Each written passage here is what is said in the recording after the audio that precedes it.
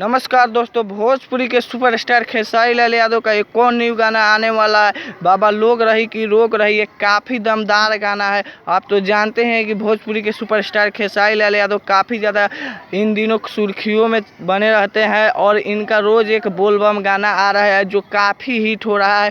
तो ये भी गाना आएगा, ये गाना आएगा 28 जुलाई के, जो एक काफ़ी हिट गाना है। और एक बात, इस गाना का वीडियो काफ़ी हाई बजट का बनाया जा रहा है जो कि काफ़ी पॉपुलर ये गाना होगा। आप तो जानते ही है कि खेसारी लाल यादव का शायद ही कोई गाना ना हो कि जो ट्रेंडिंग में ना चला हो, तो ये भी गाना ट्रेंडिंग में चलेगा।